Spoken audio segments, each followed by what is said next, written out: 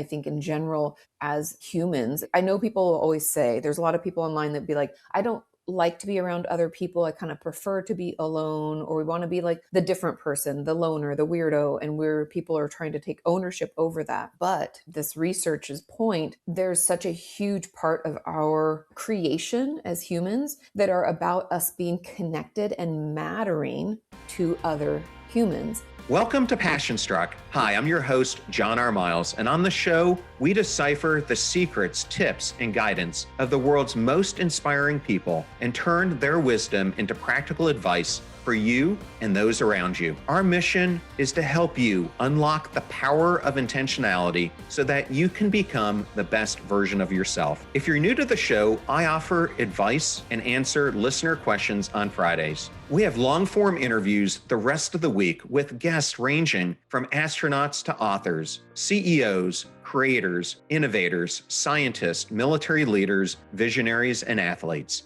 Now, let's go out there and become Passion Struck.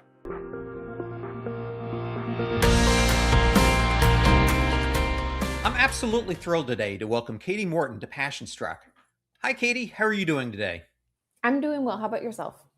I'm doing fantastic. I'm enjoying it here because in Florida, we've had a little bit of a cold streak. And growing up mostly in the Midwest and Pennsylvania, I love a few weeks of the cold, especially as we get into the summer. I'm in Texas and I feel you on that. It's finally cool. And I'm like, ooh, winter is upon us. And I get excited. Yeah, I hear you. I moved here from Austin, so I am very familiar with Texas winters and springs. Yes. So I want to start with a question that I've been sitting with myself. When you catch yourself doing something that you know you've outgrown, maybe it's overworking, over-explaining, trying to push through, how quickly do you notice it today compared to earlier in your life? That's a great question. And obviously depends on the situation and how egregious the action is. However, I would say that back when I was younger, I don't know if I ever caught it because I wasn't really aware. There was a huge chunk of my life where I didn't know that overworking or pushing myself through or trying to do things perfectly was bad. I think that realization came around for me probably in my like mid to late 20s. And then I'm 42 now. And I feel like in the last 5 years, I've gotten much better and am able to identify it more quickly. I would say now it probably takes me sometimes just a couple of days, at most a week. I love that. And what do you find that you usually say to yourself in the moment now when it happens? I usually ask myself questions because I try to be, and I always tell my audience this too, to be curious, not judgmental. Back in the day, I used to kind of like shame myself for stuff. Oh, why are you doing this? It's so stupid. I don't know why you keep doing things this way and thinking it's going to be different and making it worse. And so now when I catch myself doing something, I'm like, what is it that I'm afraid of? That's usually the first question because I operate in that perfectionism, overworking, burnout space when I'm scared of something. Like I'm scared of scarcity of finances. I'm scared of losing a connection. I'm scared of, I don't know, people thinking that I'm not intelligent or that I can't do something properly. It's always, for me at least, I've learned very fear based. So the first question in my head to myself is usually, what am I so afraid of? I think that's a question that needs to be asked more because fear is what typically drives many of the actions that we have, and especially our self abandoning behavior that we allow ourselves to inhabit. Today, we're going to be talking about your brand new book, Why Do I Keep Doing This? How to Unlearn the Habits Keeping You Stuck and Unhappy, which I'm thrilled to say was a Next Big Idea Club must read and one of their top books that they picked for the year. I know personally how big an honor that is. So, Kati, congratulations. Thank you. Yeah, I was so privileged to be part of that list. Before we go into the book, I thought maybe it would be best to start inside one of your stories because I think it's a story many of the listeners can relate to. I related to it because it happened to me too. You describe a time when you were snapping at your husband. You resented walking your dog, and you felt irritated by the very life that you had worked so hard to build. I know this all so well. And then judging yourself along the way for feeling that way. When you think back to that version of yourself, what was the first signal that you missed? I think probably exhaustion, which I know people are like, how do you miss exhaustion? Doesn't it just knock you down? I think when I'm in that space, when I'm in this overworking, burnout, push through type of space in my brain, I don't check in with my body. I just think about, I have to keep going. This is what people are expecting. I don't want to let anybody down. Again, I'm afraid of losing connection or making people think some kind of way about me. And so the first cues are usually I'm more tired and I needed more sleep and I didn't take the breaks. I just kept going. And yeah, and then it ends up obviously leading to like a story you shared that I wrote about in the book as like being agitated and irritated by the very thing that I've wanted. I know for me, it presented itself a little differently. I've recently been reading Rebecca Goldstein's new book, The Mattering Instinct, and in it, she talks a lot about the laws of physics and then goes into entropy. And then she does a clinical and philosophical review of dysthymia. In my case, this is what I experienced was dysthymia. And I remember at the time I was working at Lowe's, and all I could say was that it didn't happen overnight, but it was like the days were suddenly becoming less bright. And I couldn't figure out why. I finally went and I saw a therapist, and that's what he diagnosed me with. And he said it probably at that point had been occurring in the background for 8 or 9 years. And then, unfortunately, it ended up carrying forward into severe depression. And at one point, I think whether it's exhaustion I went through, it's becoming more and more common to people. Did you find that not only in your research, but the patients that you work with as well? Yes, I do unfortunately think that dysthymia and depressive symptoms are more and more common. We can get into why, because I think there's a lot of different causes. I've seen it grow exponentially since COVID. And part of that, I think, to what you and I experienced, this overworking, burnout type of, I guess, behavior pattern happened because we were brought home from work. So we don't go to the office as much. A lot of people are still working remotely from home. So there's no separation between work and life. And so it makes it easier to keep working or keep doing things because you're just at home and you're just doing it anyways. I also think we're more disconnected from people. And so I think that the isolation that we experience has made us more lonely and has exacerbated any depressive symptoms. And also because our as a whole, I feel like our world, but especially our nation in the United States, is very divided, can make us feel alone there too. I think there's just a lot of different factors that are, as bad as it sounds to say it so abruptly, but so many factors making us feel bad. When I started to really do research on this, and I have a book, The Mattering Effect, coming out on October 6th this fall, I started to really try to uncover why do we have all these epidemics occurring of burnout, disengagement, loneliness, helplessness? The list goes on, including, as you mentioned, depression and anxiety. What I started to see was that these were symptoms of something larger.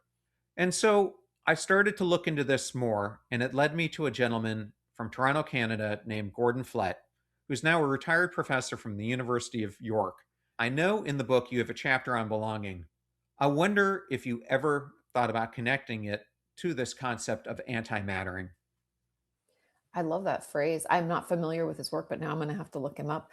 My husband's from Canada, and York has a special place in my heart. They'd reached out years ago using some of my videos to help train their police force. So I'm always like, oh, York, Ontario.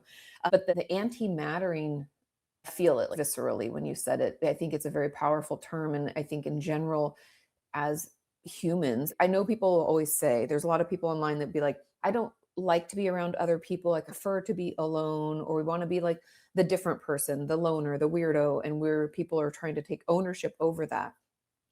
But to this research's point, there's such a huge part of our creation as humans that are about us being connected and mattering to other humans. Part of that, you could think back to like caveman days, that it would be in my best interest to be connected with you, John, and to have other people in our group, because that would mean we would survive, right? That was increased our ability to survive, because you could be hunting, I could be gathering. There's all these different roles that people play. And I know people might say, oh, I hear that all the time and whatever. But I think we devalue the impact of mattering, of connection with other people, and act like it's not as big of a deal to our survival still. I know we're not in caveman days, but I would argue that just as we were talking about all these things that can come up, whether it's the depression, the anxiety, the irritation with your life, all of these symptoms and signs that I think could be soothed. And we could actually look into research on the polyvagal theory about how soothing to our system it is for us to be connected to other people, to matter to someone else. How important. I just think about how good it makes us feel if we're having a tough time and one of our friends calls to just check in, or if we have a family member who comes over to see how we're doing. That is so impactful. I remember when my dad passed away when I was 24, and my husband still brings this up because he didn't realize this was important, is tons of people at the time when it happens show up for you and are like, I'm so sorry for your loss. And that's wonderful and beautiful. However, I will never forget the people who kept showing up like a week after, a month after, checking in. How are you doing?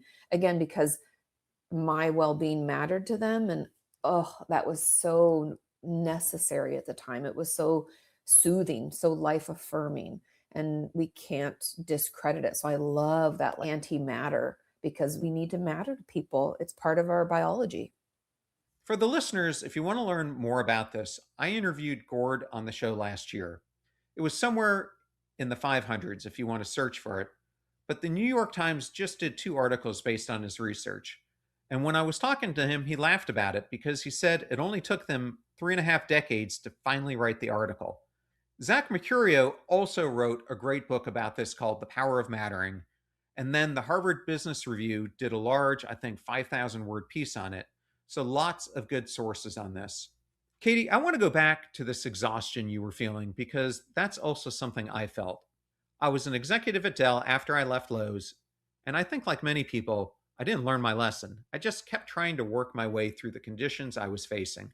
And when I got to Dell, I was in a global role. I was traveling overseas. I was in one of 5 continents every 2 weeks out of the month. And then I would get home, and it was like I was playing catch up. So I was working 100-hour weeks.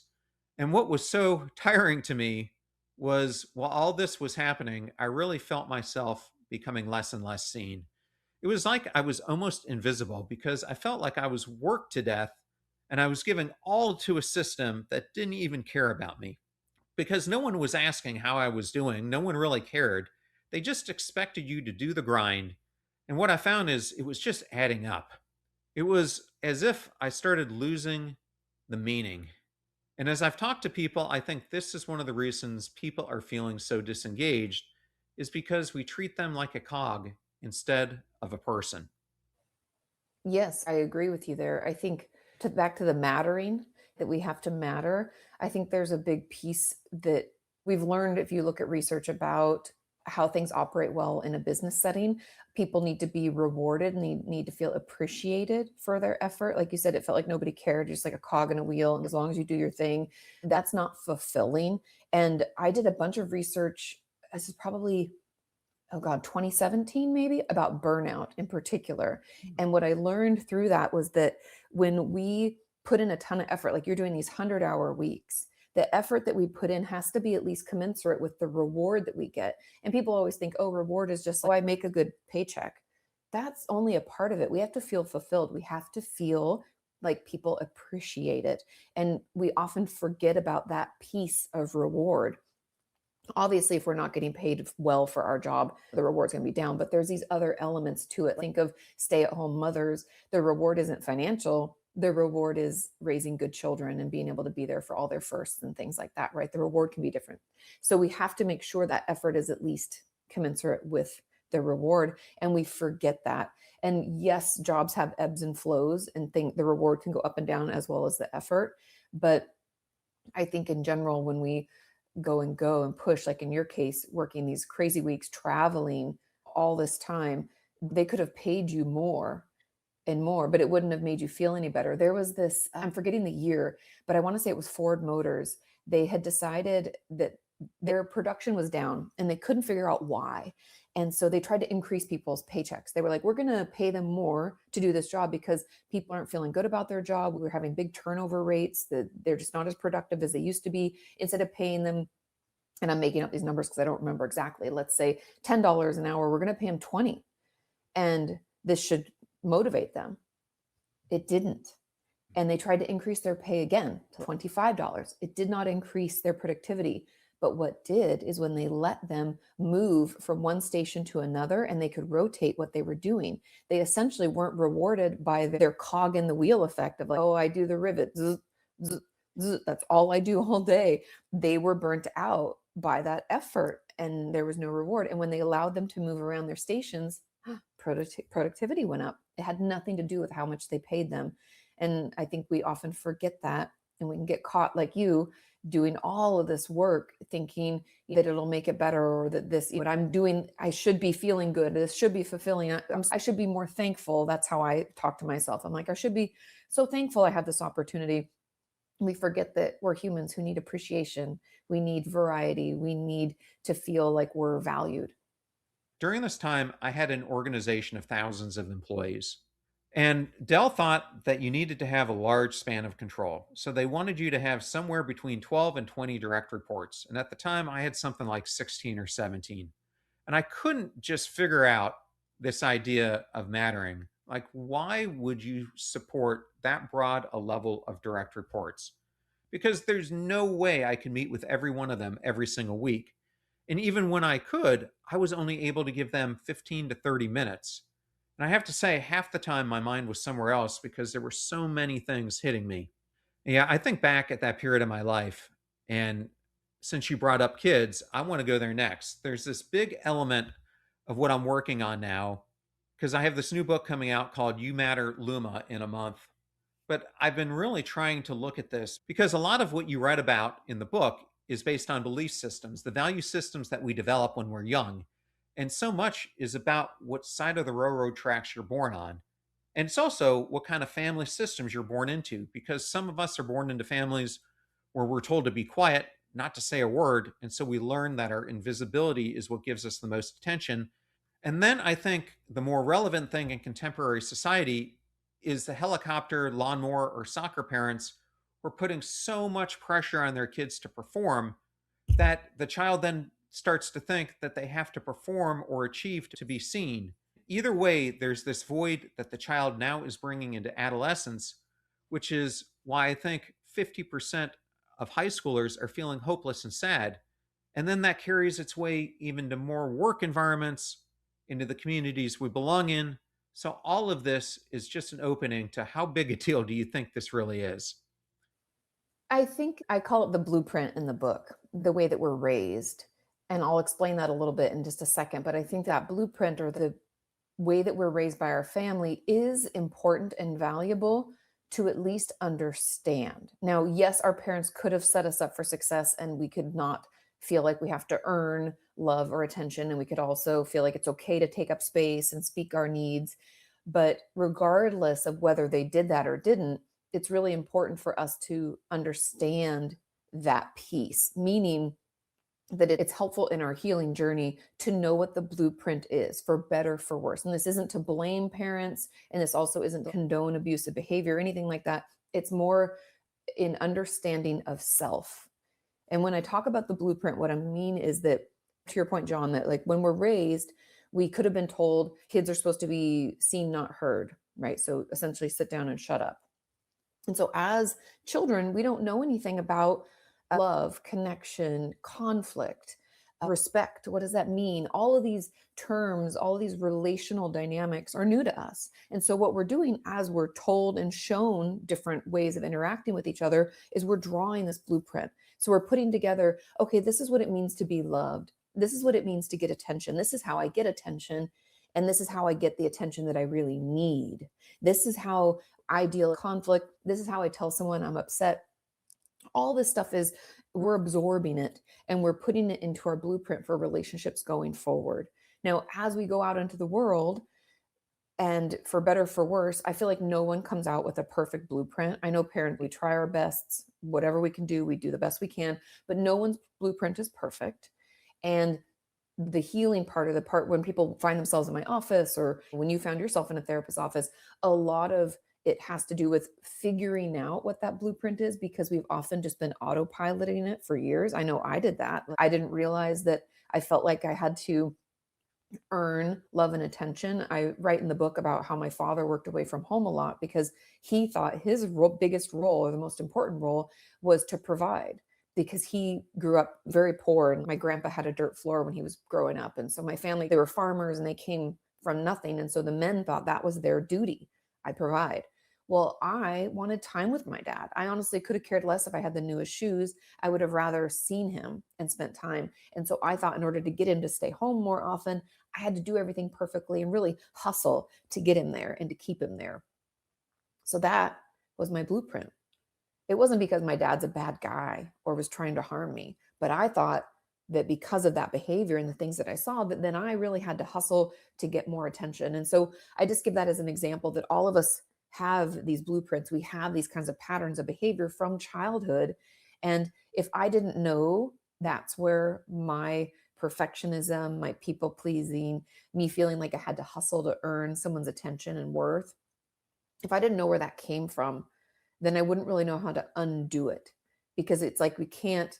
I like to think of it like a weed, and maybe it's because I was raised on a farm. Like a weed, if you just snip the top, it'll grow back, right? So if I just try to curb that behavior where I'm like, don't do everything just perfectly, turn it in, Katie, send the email, but that doesn't actually undo the main reason why I feel that urge, if that makes sense. It's like I need to pull it out from the root. And if we understand that blueprint, that's like seeing the root, seeing where it grew from so that we can actually dig down and we can rip it out. I don't know if that makes sense or if that's too. It makes complete sense. So, my father was very much like your father. He grew up in a very poor home in Detroit. And I remember him telling me stories that the first car he bought, it actually made me think of Fred Flintstone, didn't even have a floor in it. He went to the hardware store back in the day and bought plywood. And that's what he ended up fastening to his car. So his car would actually have a floor.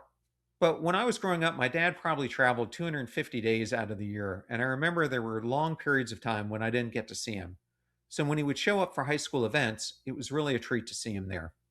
Same for me. I'd be so excited if my dad got to come. And he'd always say he could come, but then work would hold him over and he wouldn't be able to fly home in time. It's tricky when your parents are away. In this chapter, you bring up that you eventually went to see a therapist because you started to see a repeated relationship pattern that you experienced with your father, where you were choosing men who didn't show up, and it became predictably familiar. How often do you see that pattern happen to the people that you work with? All the time in so many different ways too. That's why it's important for us to realize what our blueprint is and what things happened in our life. I also think it's helpful, or for me, I should say, it was helpful to look at my grandmother and my mother and how the women interacted in my family too, because that shows like the way that women's behavior was modeled for me. And all of that, whether people want to admit it or not, there's a reason a lot of us say, oh my God, I sound just like my father or my mother, or I'm doing the same thing, because we keep acting out in that same way. We have that blueprint and we go out into the world and we look for somebody else who feels very comfortable. Notice I didn't say healthy, but they feel comfortable because it's what we're used to. And so, even as uncomfortable as it was growing up, having my dad not there, that became familiar. That became what I was used to. I knew what it was like to have someone let me down and to say they were going to show up and not. And so, unfortunately, yeah, I dated a lot of guys who'd be like, yeah, I'll be there. And then they wouldn't. And I would get so pissed and be so frustrated. But as my therapist said, it's mainly with myself because I picked a partner who couldn't show up for me again because that's what I grew up with. Katie, I was talking months ago to a friend of mine, Lori Santos, who teaches at Yale. And we were talking about this course that she teaches, which has become the most popular course in Yale's history. But she created this course because she kept looking at the students on campus. And at the time, she had the privilege of actually living on campus, and she described them to me as ducks. You could see them walking around campus, but underneath the water, their feet were just going so fast. And she was saying that this was a result of perfectionism. They were having to perform all the time because they were trying to earn their worth, which is something that you write about in chapter 2. Why is inconsistent attention or approval so tied to how children learn love and how it must be deserved through compliance, excellence, achievement, etc.? The truth about it is, as adults, we look back on our childhood with all of this intelligence, all of this experience, and all of that is something that only time could teach, right? We didn't know that when we were younger. And it's hard for us to remember what it was like to be 6, 7, 8 years old. And the reason I bring that up is because when we're young and we have a parent who is inconsistent, like my dad and your dad. They worked away from home. They'd come back. We'd be so excited. I remember running out to my dad's truck being like, he's home. Oh my good. I was so excited. I wanted him there all the time. My little kid brain didn't understand that my dad had no say over his work schedule. He signed up for this job. He didn't want to lose his job. I also didn't understand the fact that he believed it was his biggest role to provide, right? I didn't understand that either. And so, what children do is when we don't understand why the love or the attention is inconsistent, we make up our own story with the information that we have, which is usually about ourselves. So, even if our parents are around, but they have a stressful job, so they're not really present with us, we don't understand work stress. We don't understand all the things that adults have to manage. All we know is its impact on us. And we take that information in and we try to fill in the spots in our story with what we do know, which is our role. And that's why children blame themselves for divorce a lot. That's why I thought that if I just worked harder, if I was first in band, if I got the lead in the play, if I was on varsity team at soccer or softball or basketball, all the sports I played, I thought that then my dad would come home because it'd be so attractive to him. I even, I haven't thought about this in a long time, but I actually told my dad, John, that I was going to try out for the football team because my dad loved football so much. I was like, I'll be the kicker. Kickers just come out and go back. No one's going to hit me. I'll be fine. He was all tickled about it. And I actually thought in my little kid brain that, like, if I'm the kicker for the football team, my dad won't want to miss any of those games. And so I use it as an example because we as kids fill it in with what we have control over and what we know, which is ourselves. And so that's why we often believe that this inconsistent attention is our fault. And what we can do to get it back is to work harder, is to be the perfect child, to do everything in a certain way. And that's why I said it shows up all sorts of different ways, depending on how we were raised and what we internalized. And so it's important for us to maybe try, if you can, it helps to have, if you have a picture of yourself as a little kid, think back to what it was like then. Like, how did he or she think? And what did you expect? Or what were you bummed about? And is that why you think you have to do it perfectly? What were you hoping to gain by being a perfect child? You consider those thought processes, because that's the why behind it, is because we didn't have all that information. We didn't understand why our parent wasn't there all the time. We just filled it in with what we knew. And unfortunately, that usually means we make it our fault. It's our fault and we have to do something to change it. When I think about worth, I think about motivation, especially intrinsic motivation, because I think the two are linked. And to me, self-determination theory by Richard Ryan and Edward Deci probably is the best science that there is out there that looks at intrinsic motivation. And they really look at three things: autonomy, mastery, and then relatedness. I want to ask you a question about autonomy. When you think back to the child that you were and the child that so many of us get influenced into becoming, how does that shape our autonomy and our ability to make the choices that we do? It shapes a lot of it. I guess I would say that when we're children, we, going back to that blueprint, we have certain beliefs early on as we're learning along the way about what it means to be another person in our family. We also learn what it means to be like on our own. As we reach our teen years is when we try to push back against our family and become more independent.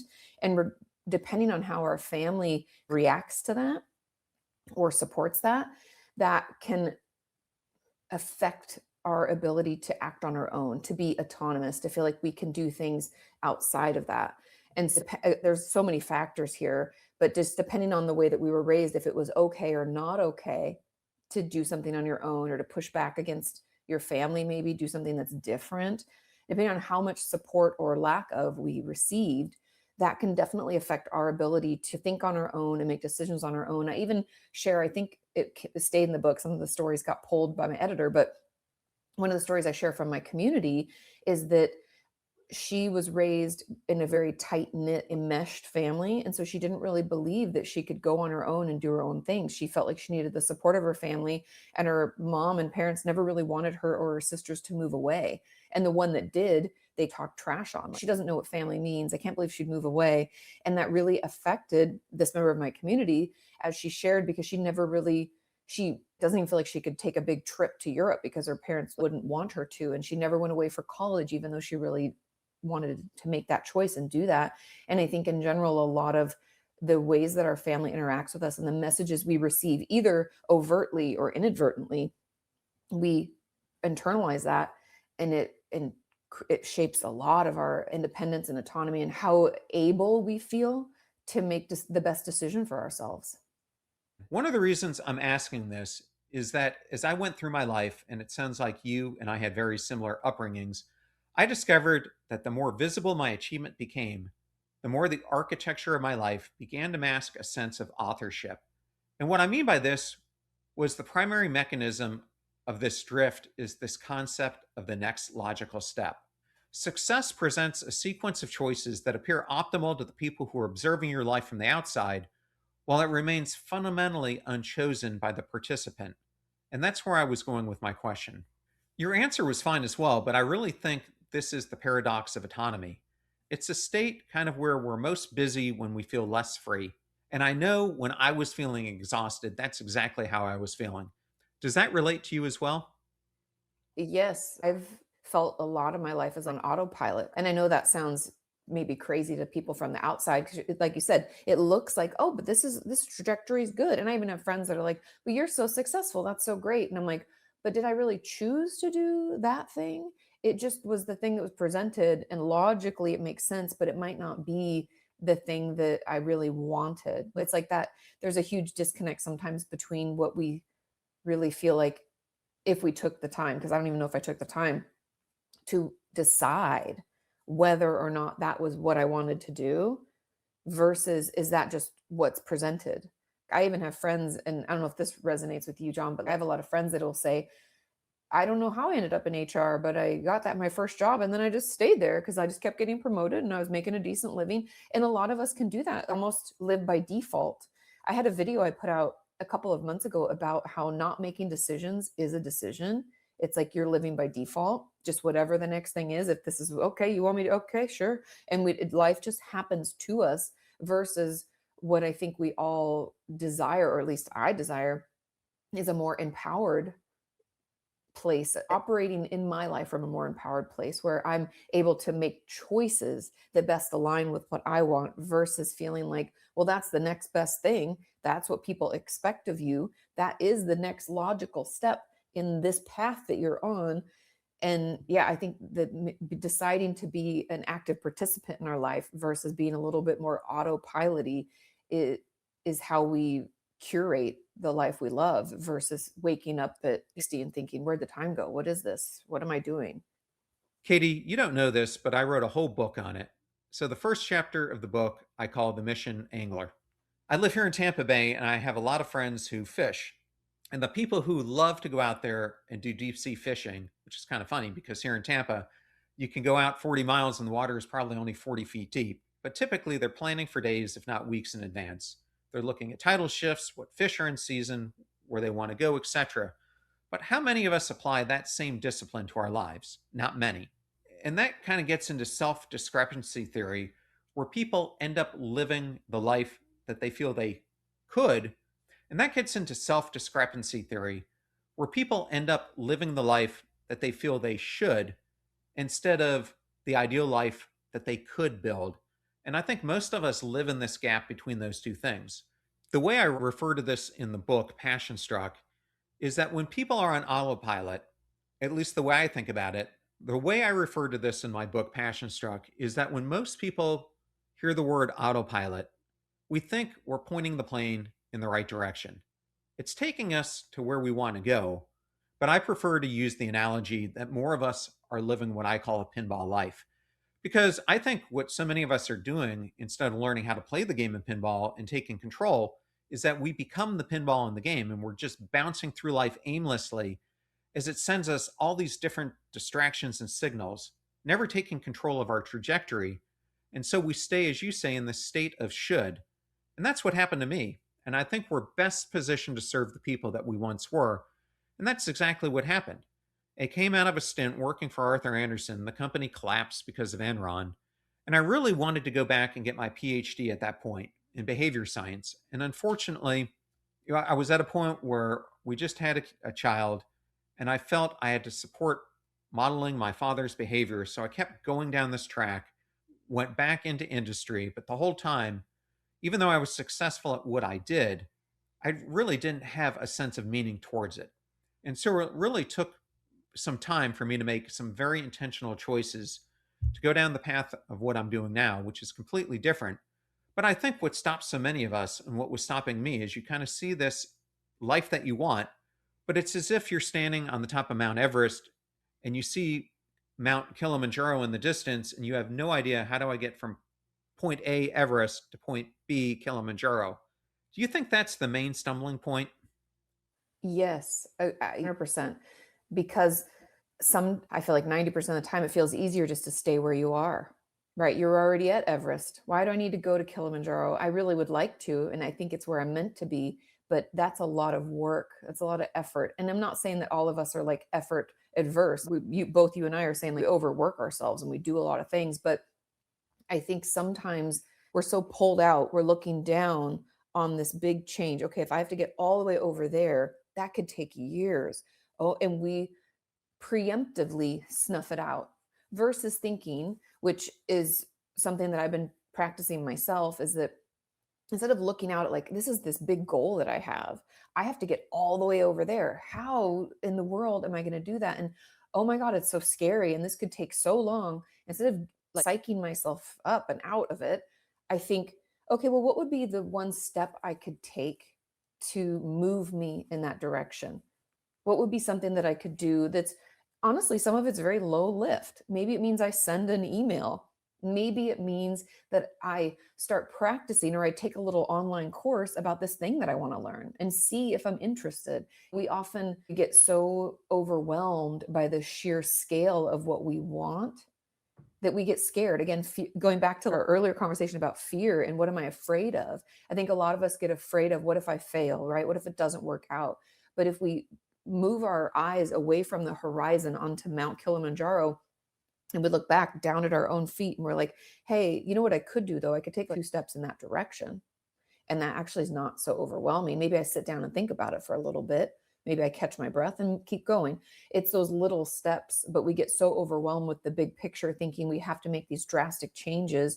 That's the interesting thing when you learn about the nervous system, that when we try to make drastic changes, it's like New Year's resolutions, why they always fail is they're too intense. And our nervous system is wired to constantly be seeking, looking in our environment for any threat to our nervous system, right? Is it a threat physically? Is there a threat emotionally? When something's too scary, too overwhelming, guess what? We want to shut down. We want to freeze. We want to revert back. Ah. So us looking at Mount Kilimanjaro all the way over there is too scary. It's too much. Our nervous system is like, oh, we go into freeze, or it pulls us back, right? We retreat back to our old behavior. However, if we take small steps, little things that aren't huge commitments, these aren't drastic changes, it doesn't get overwhelmed. We don't freeze. It doesn't feel, because we're not making a big decision yet. We're just testing the water. It's like putting your little tippy toe just to see how cold is the ocean today. Is it warm? Could I walk I could get in a little bit more, right? We're just seeing how it goes. And so if anybody out there is feeling like, I have been wanting this big life, or I've been wanting these things, but oh my God, I just don't think I can. It's going to take so much work and so many years. And pause, breathe. Is that something that you want and you want to maybe think about it? Give yourself an opportunity to think about it and do the least resistant small little thing first, because no one says that you have to end up making all those decisions. No one says you have to go to Mount Kilimanjaro, but at least for now, we want to entertain the idea without letting ourselves freak out, essentially. If there's one thing I've learned from doing a lot of study on behavior science, it's the power of micro choices. I think so many people think that there are these large events in our life that shape their future, and they don't realize everything happens in the 10,000 decisions you make a day.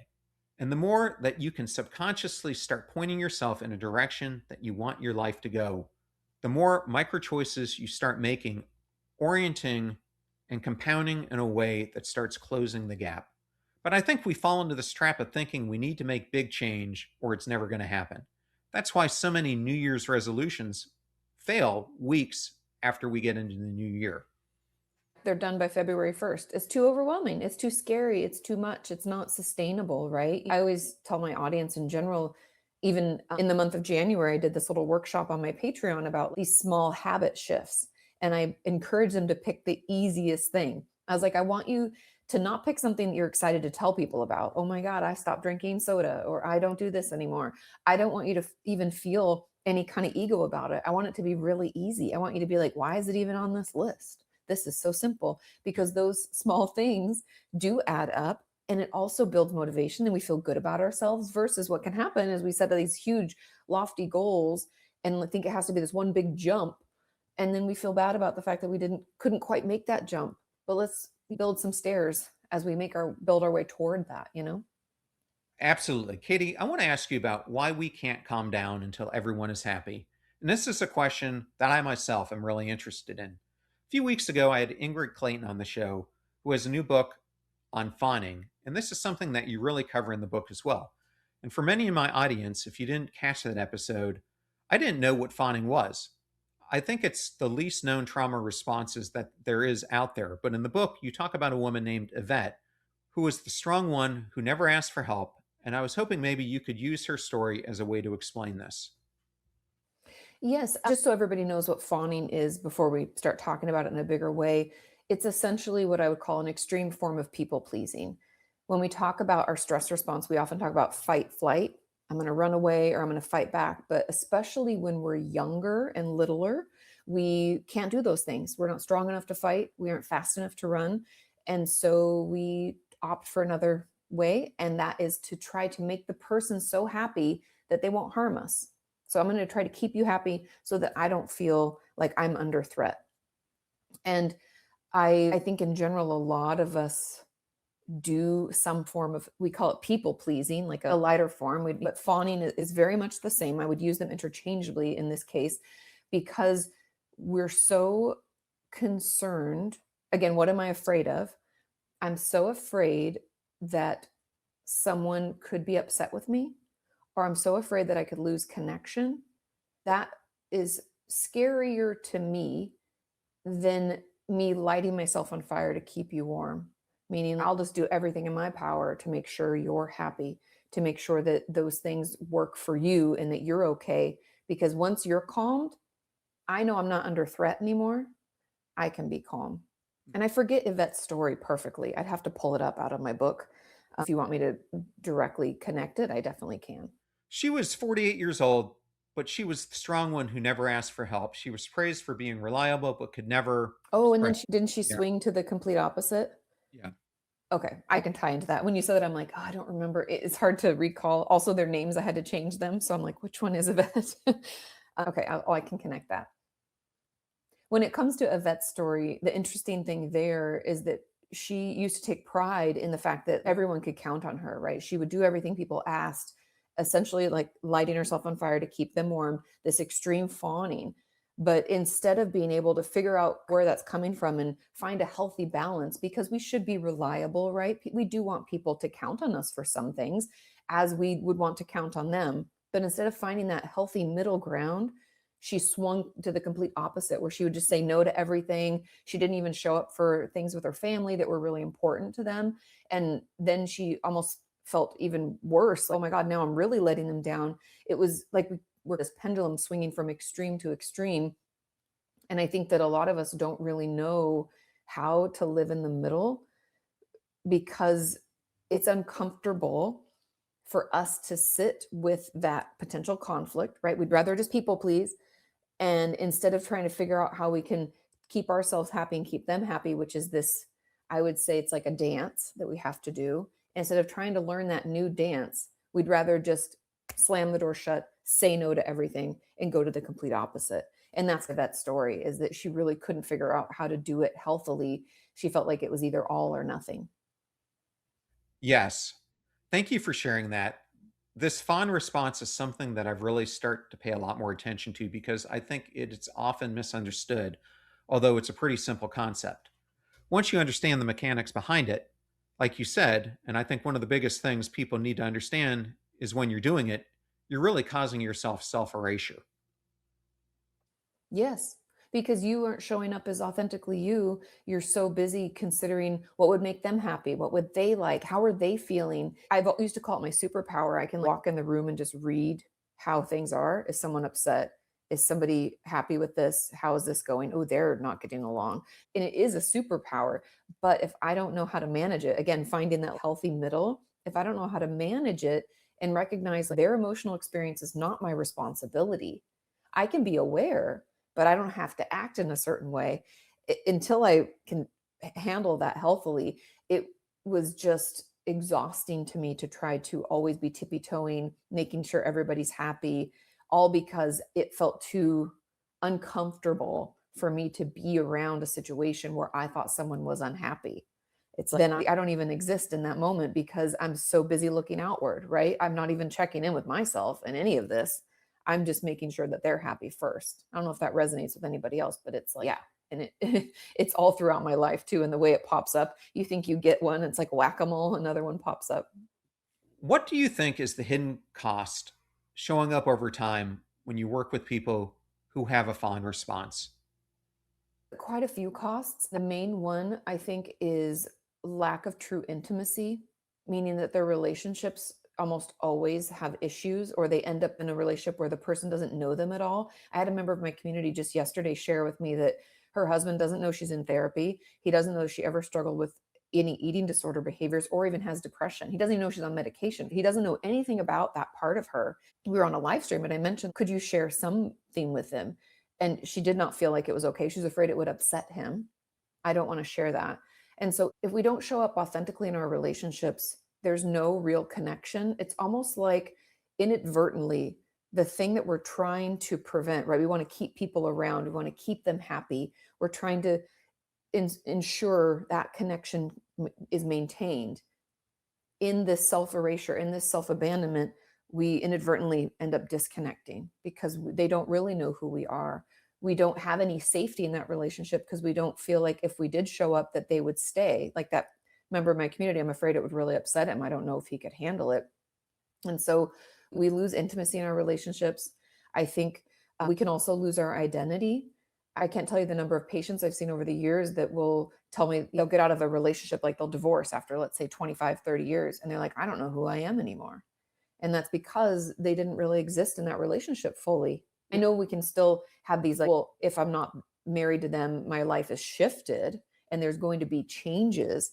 But this is a deeper identity problem where it's like, I'm not sure what food I like. I'm not sure what movies I want to watch. Simple things that other people might take for granted. If we've been abandoning ourselves for years, we have lost touch with who we are. And it can take us some time to get back connected. Like I talk about in the book, like taking yourself on a date. Go out. What do we do? How do we get to know people? We spend time with them. So you have to spend time with yourself and get reconnected. Katie, I personally try to do that every morning, but I start the day with about an hour-long walk. I walk between 4 to 5 miles, and I spend the first 30 minutes of it in complete silence, just meditating and reflecting on the previous day and how I want to live out the day ahead of me. And I do affirmations and other things. It has really changed my self esteem in so many ways doing that. So, Katie, I want to come full circle. You admit in the book that letting go once sounded terrifying to you, like irresponsibility. What helped you redefine what safety actually means to you? Letting go is hard for me. I talk about it a lot that I still struggle and I'll still find myself trying to like tightly clench onto something. I had to, as I talk about in the book, redefine what letting go meant. That if I let go of something, let go of an outcome, it wasn't because I didn't care. It wasn't because it wasn't important in any way to me. I realized that letting go meant I'm not going to waste my energy and my brain space on something that I don't have control over, anyways. And easier said than done. And so, what I really had to do is instead of going to Mount Kilimanjaro, I have to go all this way. I have to just let go and let God, as people say. I instead realized that it's a bunch of tiny, again, those micro choices that in this moment, maybe I don't have to follow up on that right now. Maybe I can wait another day.